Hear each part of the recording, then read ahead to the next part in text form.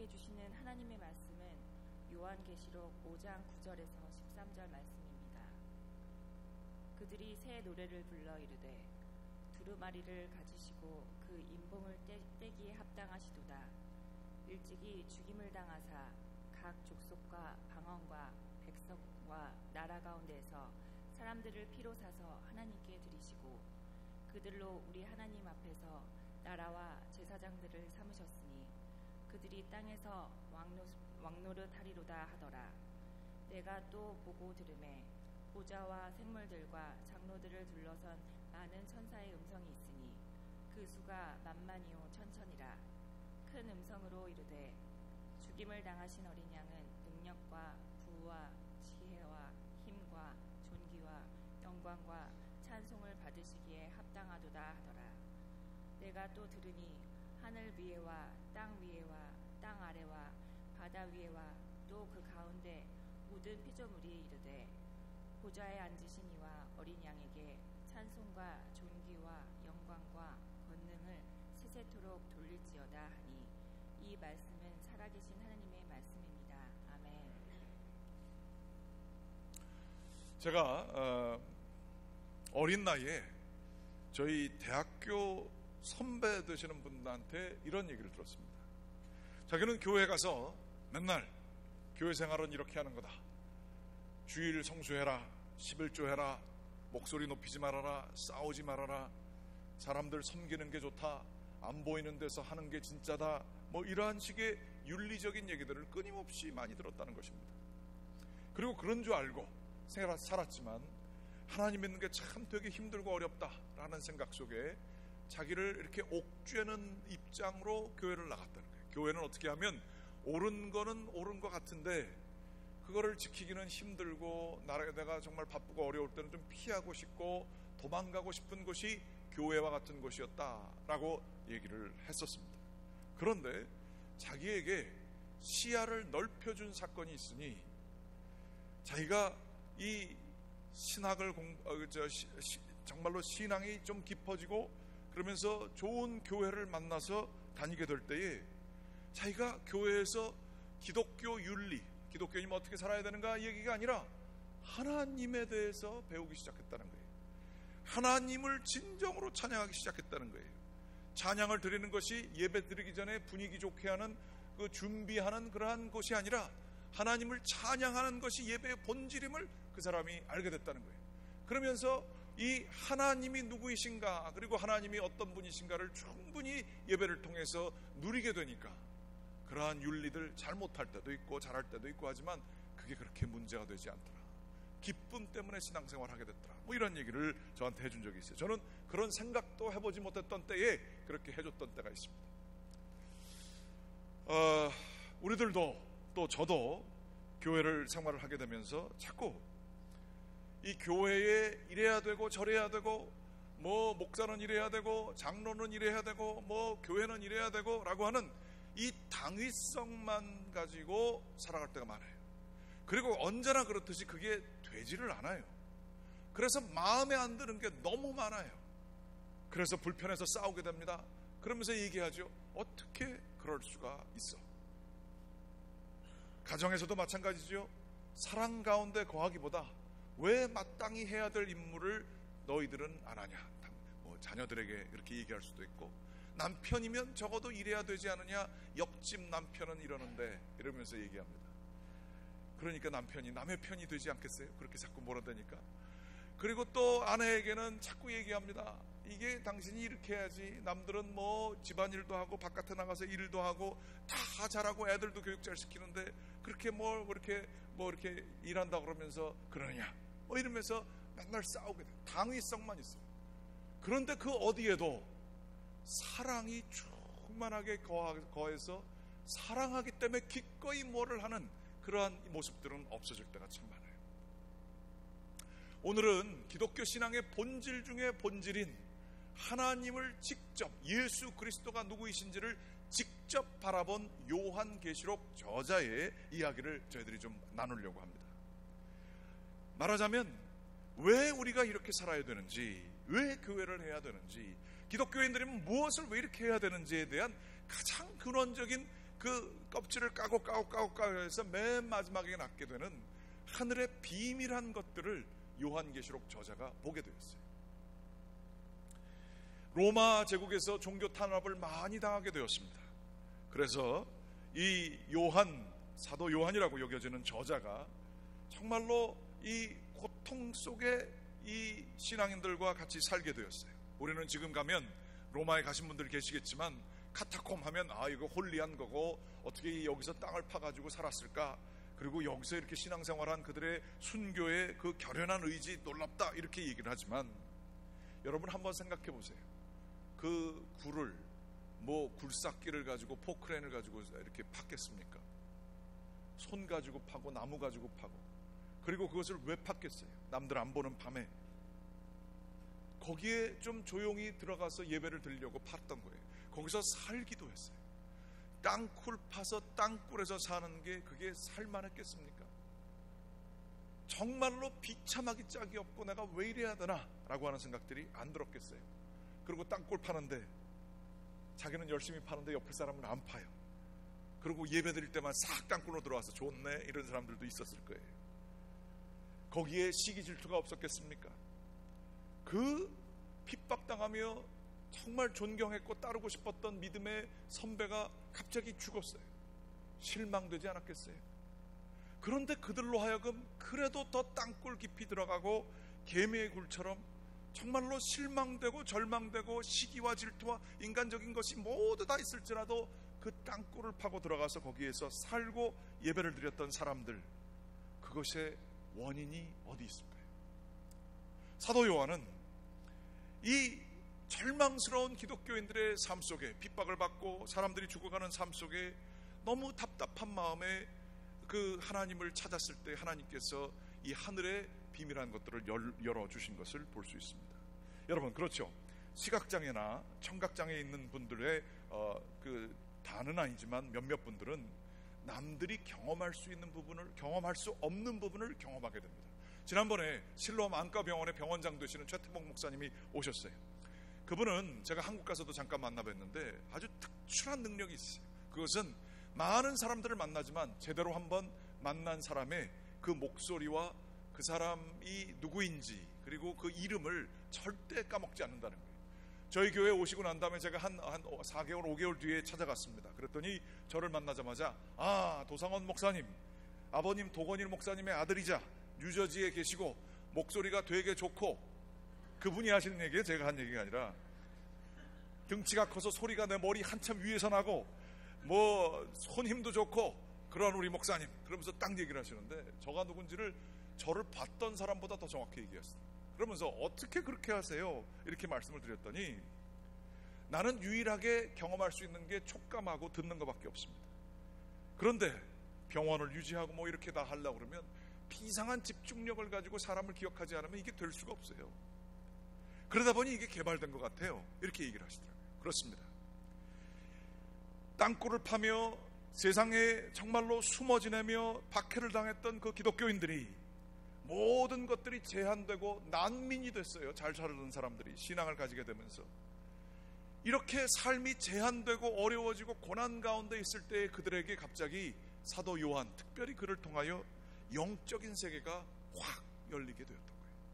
남들은 감지할 수 없는 주파수를 가지고 놀라운 하나님의 계시가 그에게 쏟아부어졌던 거예요. 그런 생각을 한번 해보게 되면 우리가 너무 잘 살고 있지는 않은가 퀘스천하게 돼요.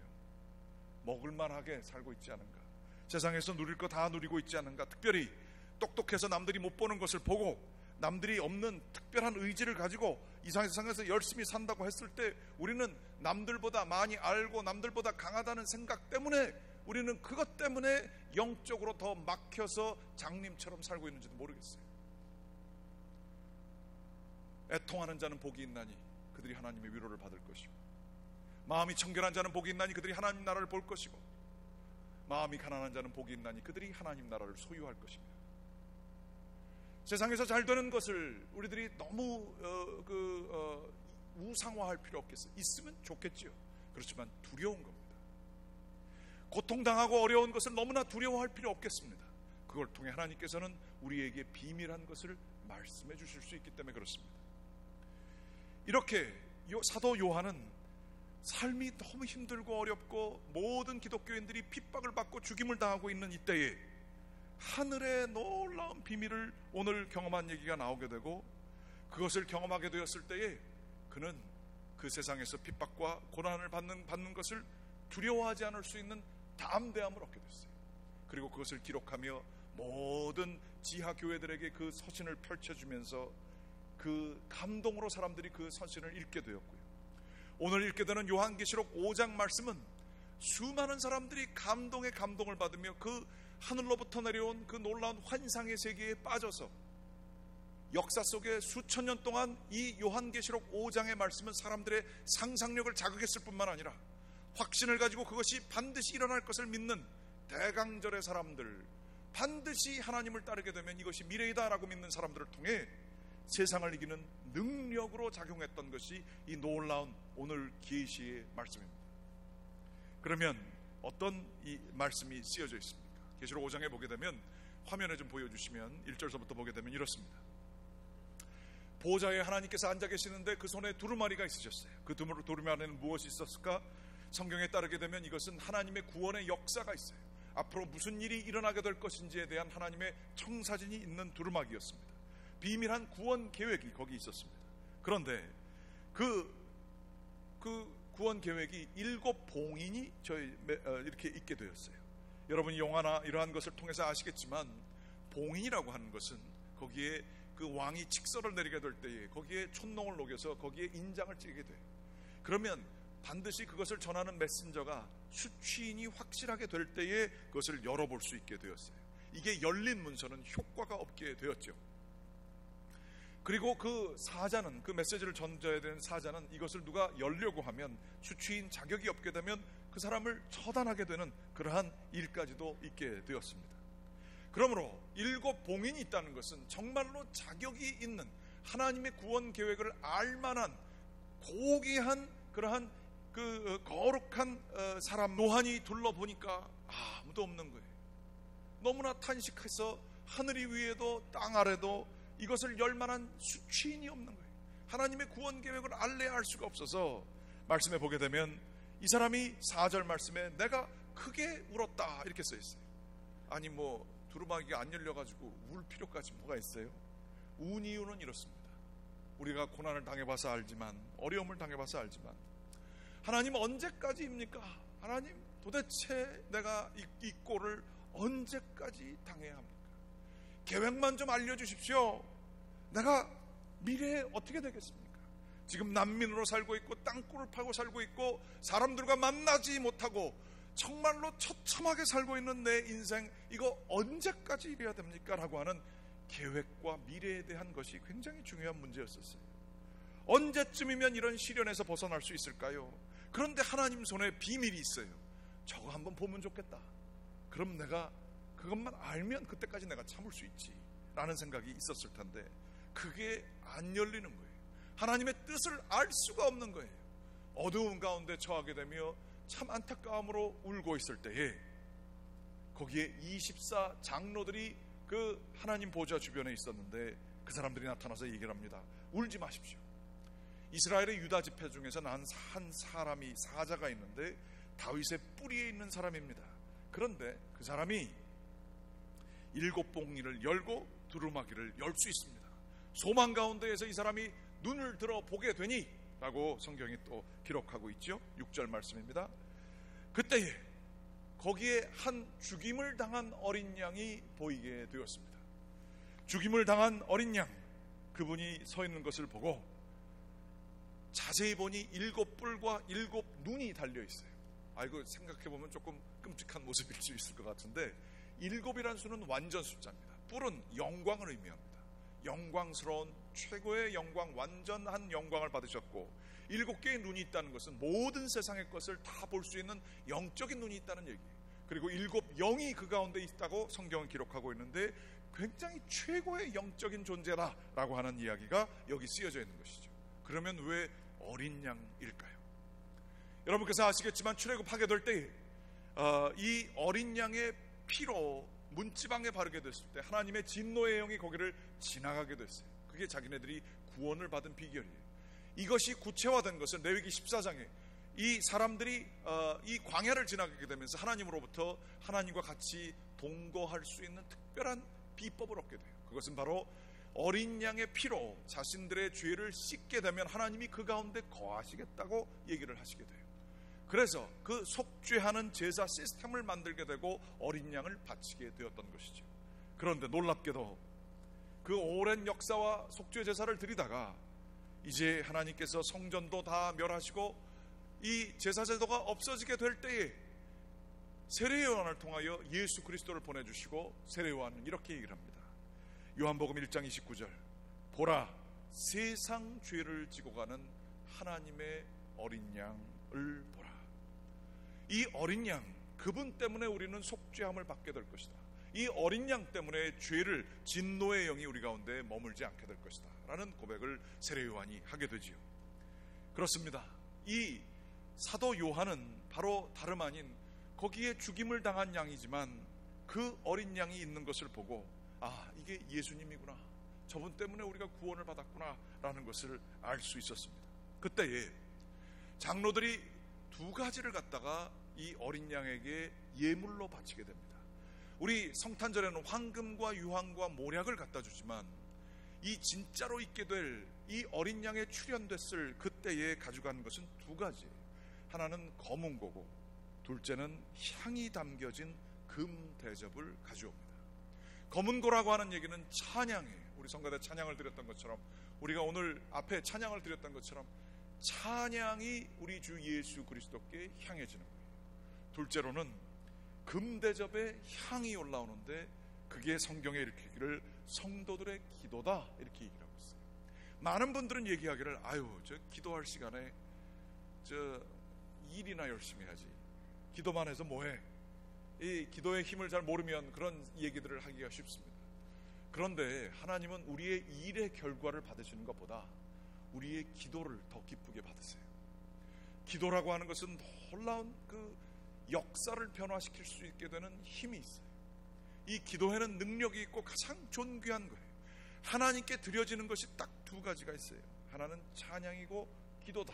우리 주 예수 그리스도께 드려지는 것이 이 두 가지인 것을 볼 수가 있습니다. 그래서 이것들을 다 받으시면서 오늘 이제 11절과 12절 말씀, 장로들과 그 거룩한 아주 그 신비한 네 가지의 생물들이 그 주변에 있고 어린 양이 가운데 있고 장로들이 24장로가 있고 거기 거룩한 생명이 있는데 이 사람들이 찬양을 올려드리는 것입니다. 같이 한번 좀 11절과 12절 말씀 읽어보도록 하겠습니다. 시작. 내가 보고 또 들으매 보좌와 생물들과 장로들을 둘러선 많은 천사의 음성이 있으니 그 수가 만만이요 천천이라. 큰 음성으로 이르되 죽임을 당하신 어린 양은 능력과 부와 지혜와 존귀와 영광과 찬송을 받으시기에 합당하도다 하더라. 아멘. 이 하늘에서 우리가 천국 가면 뭐하고 살까요? 소파에서 탁 놓아가지고 TV 보면서 천국에서 지내실까요? 천국에서 우리가 주로 하게 되는 작업은 다름 아니라 예수 그리스도에게 찬양을 드리는 작업이다. 이러한 얘기들을 많이 하게 됩니다. 지난번 모차르트 레퀴엠 저희 하게 됐을 때도 어떤 분이 그러시더라고요. 이게 무대 세팅이 보통은 여기 이렇게 다 오밀조밀 모여서 하는데 이번에는 이렇게 크게 우리 지휘자님이 해서 사운드가 굉장히 이렇게 크게 갔어요. 그랬더니 감동이 더하다 이렇게 얘기를 한 걸 들었습니다. 그런 것처럼 이 천사들이 수천이요 만만이요 뭐 이게 많다, 엄청 많다라는 얘기를 이렇게 한 것이죠. 이 사람들이 다 같이 찬송을 다 드리게 됐을 때에 그 소리가 얼마나 컸을까 하는 생각을 갖게 돼요. 12절 말씀에 보게 되면 큰 음성으로 이르되 죽임을 당하신 어린 양은 능력과 부하와 지혜와 힘과 존귀와 영광과 찬송을 받으시기에 합당함이로라 이렇게 쓰여져 있어요. 그 엄청난 천지를 흔드는 그 큰 음성으로 수천 수만의 사람들이 우리 주 예수 그리스도의 이름을 찬양하는 광경을 상상하시기 바랍니다. 이러한 놀라운 일들이 그 천국에서 일어나는 것을 요한이 보게 되었던 것이죠. 그리고 사람들이 이야기를 합니다. 또 저희가 또 보게 되면 그 13절과 14절 말씀 같이 한번 또 저희들 한 목소리로 읽어보도록 하겠습니다. 하늘 위에와 땅 위에와 땅 아래와 바다 위에와 또 그 가운데 모든 피조물이 이르되 보좌에 앉으신 이와 어린 양에게 찬송과 존귀와 영광과 권능을 세세토록 돌릴지어다. 아멘. 하나님께 모든 세상의 이 모든 힘과 권능과 영광과 존귀를 다 주님께 돌릴지어다 라고 하며 이 찬양으로 주님께 영광을 돌리는 것을 볼 수가 있어요. 이 광경을 눈앞에서 진짜 경험한 이 사도 요한은 이 기쁨을 감당하지 못해 글로 쓰고 그것을 사람들에게 나눠주게 되고 사람들은 그 찬양을 부르게 됩니다. 그러면서 그 고난 가운데에서도 고난을 이기게 되는 영광을 그들이 직접 체험하게 되는 놀라운 역사가 있게 됐고, 이 하늘에서의 찬양을 이게 이제 우리도 따라하면서 우리도 나중에 부를 찬송이지만 우리도 같이 부른다라고 하며 고난을 영광의 찬송으로 이겨내는 일들이 있게 되었어요. 이 사람들이야말로 대강절의 사람들이었어요.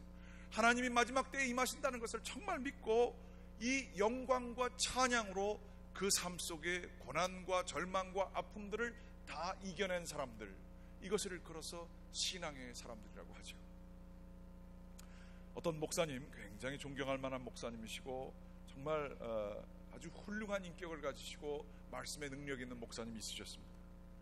그런데 그 사모님이 목사님하고는 너무 사이가 좋으셨는데 그 목사님의 어머니가 계셨는데 이 어머님이 그 사모님을, 며느리를 그렇게 핍박을 하셨다 그럽니다. 이 어머님이 이 아들을 완전히 연모의 정을 가지고 아들을 보호하다 보니까 사모님이 너무 마음에 안 들어서 사모님한테 그렇게 고생을 시키고 너 때문에 우리 아들이 목회를 못해 뭐 그러고 그러셨나 봐요. 그래서 결국에는 이 사모님이 참다가 몸도 쭉 마르셔가지고 그 목사님에게 짐을 다 싸고 얘기하셨답니다. 나 더 이상 살 수 없을 것 같습니다. 이혼합시다. 그 목사님이 차분히 듣고 계시더니 이런 얘기를 하셨답니다. 어머님께서 그런 거 잘 알고 있죠. 얼마나 힘드십니까? 잘 알고 있습니다. 나도 참 미안하오.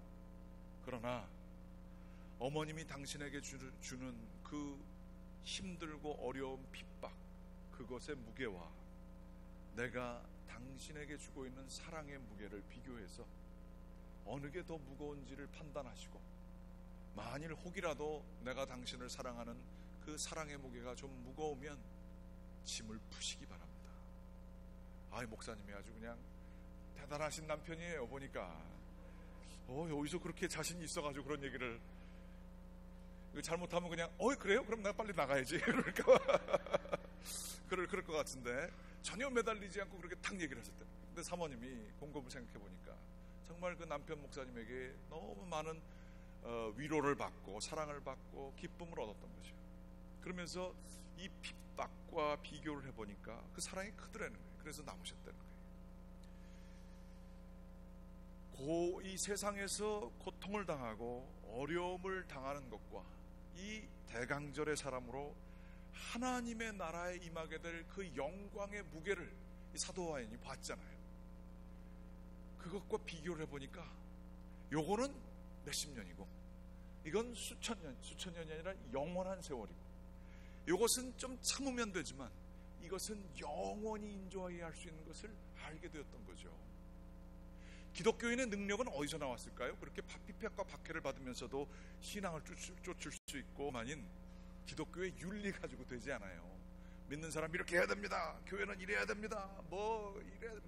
비판하는 요즘 기독교 까는 미디어 많고 다 그러죠. 제가 볼 때는 기독교가 지금 힘든 것은 윤리가 모자라서도 아니고 숫자가 모자라서도 아닙니다. 우리의 신앙이 흔들리는 것은 여기 계신 분들 중에서도 신앙 흔들리시는 분들이 많이 계신 거 알고 있어요. 교회 수십 년 다녀도 이게 뭐가 안 오르시는 분들이 많아요. 그리고 교회에서 하라는 거 하기 싫어가지고 도망다니는 사람도 많은 거 알고 있어요. 여러분이 구하셔야 될 것은 뭐가 옳고 그런 것을 찾는 게 아닙니다. 여러분이 사모하셔야 될 것은 종말론이에요. 진정한 실제에 대한 비전이에요. 이 하늘에서부터 내려온 계시가 우리의 영혼에 kiss of fire, 불꽃처럼 우리 영혼에 키스를 하게 되면 우리는 이 삶을 완전히 다르게 살 수 있는 능력이 주어짐을 믿습니다. 여러분, 그걸 바라셔야 돼요. 천국을 사모하셔야 돼요. 기독교는 이 세상의 종교가 아닙니다. 그런데 우리는 기도 드릴 때도 그렇고 교회 나올 때 아주 저도 목회자로서도 정말 그런 게, 제가 원하는 게 교회가 잘 되는 것 그 정도나, 아니면 자녀가 잘 되는 것, 아니면 내가 노년에 좀 편하게 사는 것, 이런 것에 끝나요. 저희의 비전이, 저희의 기도의 끝이 그거란 말이에요. 우리가 벗어나고 싶은 것들 어떻게 하면 요거를 벗어날 수 있을까, 여기에만 참착을 하지, 고난을 이길 수 있는 영광의 무게를, 그것에 근원되는 하나님을 바라보지 않는 거예요. 영광된 그 수많은 천사들과 24장로와 거룩한 네 생물들과 보좌에 앉으신 분과 어린 양이 찬양을 받게 되는 그 영광스러운 것을 바라보게 되었을 때, 기독교인들은 힘들고 어려운 죽임을 당하고 버림을 당하며 땅굴 속에서 사는 난민처럼 살게 되는 삶도 이기게 되었던 거예요. 요한계시록 5장은 기독교의 능력을 줄 수 있는 신비한 문서입니다. 이 구절은 많은 사람들의 가슴을 울렸어요. 수도 없는 전통을 통하여 많은 사람들의 상상력을 자극했고, 그래서 나는 실패자야, 내가 무슨 의미가 있어, 나는 아무것도 아닌 존재야, 이런 사람들의 삶 속에 그 영혼을 불사르게 했던 놀라운 말씀이 이 말씀이에요. 로마서 8장 16절부터 18절 말씀 같이 한번 보겠습니다. 같이 한번 읽어보겠습니다. 시작. 성령이 친히 우리 영과 더불어 우리가 하나님의 자녀인 것을 증언하시나니, 자녀이면 또한 상속자 곧 하나님의 상속자요 그리스도와 함께한 상속자니, 우리가 그와 함께 영광을 받기 위하여 고난도 함께 받아야 할 것이니라. 생각건대 현재의 고난은 장차 우리에게 나타날 영광과 비교할 수 없도다. 힘들고 어려우신 분 혹시 계세요? 너무 답답하신 분 계세요? 불안해서 어쩔 줄 모르는 분 계세요? 미래가 어떻게 될지 몰라서 답답한 분 계세요? 성경에 따라 권면합니다. 여러분, 기도할 때 상상을 하세요. 기도하면서 놀라운 영광의 그 하나님의 보좌, 오늘 요한계시록에 있는 그 말씀, 그 장면을 상상하세요. 알고 있는 하나님의 어린 양에 대한 찬양들을 부르세요. 보혈매를 부르세요. 마지막에 나는 이 영광의 자리에 저 천사들 바로 옆에서 내가 찬양을 할 것이다, 상상하시기 바래요. 기도를 뜨겁게 하세요. 나에게 고난은 있지만 이것은 잠시이고 현재의 고난은 장차 우리에게 나타날 영광과 비교할 수 없다. 이 영광의 세계를 경험하게 되면 우리에게 능력이 생기게 되는 것을 믿습니다. 화면에 제가 잠깐 좀 준비 좀 했어요. 이거 오래 찾아가지고 지금 말씀 맞춰야 되는데 그래도 좀 보여드리려고 합니다. 이 요한계시록 5장의 말씀을 화면 보여주세요. 이게 많은 사람들의 영감을 자극해서 엄청나게 그림이 많아요. 가운데 이렇게 어린 양이 있고 그 네 생물이 있고 거기에 24장로가 이렇게 주변에 있고 천사들이 있는 그림이에요. 굉장히 오래된, 거의 1000년 된 그림이에요. 그 가운데 그 다음 그림을 보여주시면 조금 더 자세히 좀 나와 있어요. 어린 양이 7개 뿔이 있고 거룩한 네 생명 이 생물들이 있고 금잔에 연기가 이렇게 올라오는 듯한 모습들 나와 있죠. 이 이미지를 사람들이 붙들기 위해서 이렇게 그렸어요. 그리고 그 다음 화면 보여주시면 큰 대성당에 가면 하나도 빠짐없이 나온 그림이 이 그림이에요. 그 위에 사람들이 들고 나눌 때 성경을 사람들이 직접 보진 못했어요. 하지만 요한계시록 5장에 있는 마지막 그 영광스러운 모습을 표현하기 위해 예수님이 가운데 있고 생물들이 주변에 있으며 천사들이 위에 있고 24장로가 밑에 있는 그림들이 모든 대성당에는 반드시 있습니다. 그 다음 것도 보여주시기 바랍니다. 이 그림도 마찬가지로 그 오래된 이게 히랍 정교에 있었던 그림 같은데, 여기도 마찬가지로 예수님이 가운데 있고 생물들이 옆에 있고 천사들이 있으며 24장로가 밑에 있게 되는 이러한 그림들이 나타나 있어요. 수많은 사람들이 교회를 들어갈 때마다 이 영광의 모습을 보려고 그 장인들을 써서 이것들을 만들었던 걸 볼 수 있어요. 우리는 그때 너무 이 모습들을 안 보는 것 같아요. 마지막 미래의 천국에 있게 될 그 영광의 모습에 집중을 하지 못하고 있어요. 어린 양을 바라봐야 되는데 우리는 너무 안 봐요. 내 문제만 봐요. 답답하고 어려운 내 감정의 그 한 끝자락만 너무 오래 붙잡고 있어요. 여러분, 일어나십시오. 그리스도 예수를 바라보십시오. 영광을 바라보십시오. 그 영광이 여러분의 현재의 장차에 여러분의 고난을 이기게 할 수 있는 능력을 주시게 할 것입니다. 그러면서 제가 마지막으로는 너무 현대 그림들은 너무 좀 마음에 안 들지만 이런 그림을 봤어요. 천사들이, 근데 머리가 다 하얘요. 다 미국 사람들인데 동양 사람이 하나 그렸으면 좋겠어요. 천사들이 찬송하는데 그 옆에서 나도 하나님께 정말 뜨겁게 온 존재를 다하여 찬송하는 그 영광의 찬송을 드리는 이 모습, 내가 거기 있는 모습을 여러분 상상하시기 바래요. 그러면서 그 영광이 이거 뭐 종교적인 상상력이고 말이야, 옛날 거고 말이야, 이건 현실이 아니야. 여러분 비참하게 그럼 현실 속에서 사세요. 과학적인 사실만 가지고. 하나님께서는 계시를 우리에게 주셨고 이 계시는 역사를 통해 증명되었고 이 계시를 받고 자기의 것으로 삼는 사람들에게는 하나님께서는 세상을 이기는 능력을 주셨음을 믿으시기 바랍니다. 하나님께 영광 돌리는 대강절의 사람들 되시기를 주 예수 그리스도의 이름으로 간절히 축원합니다. 기도하시겠습니다. 하나님 감사합니다. 저희에게 어린 양을 바라보게 하시고 영광의 찬양을 저희들 부를 수 있는 자격을 예수 그리스도를 통하여 주신 것을 감사합니다. 주여, 저희들이 고난당할 때가 많습니다. 저희 자신에게 실망할 때도 많이 있고 저희의 삶이 너무 힘들어서 저희가 아무런 능력이 없이 무기력하게 살아갈 때도 참 많이 있었음을 고백합니다. 주여, 저희들을 불쌍히 여겨주시고 이 하늘의 계시를 저희 마음속에 허락하여 주시사 영광의 미래를 바라보게 하시고 우리 주 예수 그리스도의 재림을 사모하게 도와주시고 저희가 예수 그리스도의 공로로 그 자리에 있을 수 있음을 기뻐하며 찬양하는 저희들 될 수 있게 인도하여 주시옵소서. 믿음의 사람 되게 하시고 찬양의 사람 되게 하시고 영광에서 영광으로 주님께 올려드리며 천사들의 찬송을 우리가 같이 부를 수 있는 자들 되게 인도하여 주시옵소서. 모든 말씀 예수 그리스도의 이름으로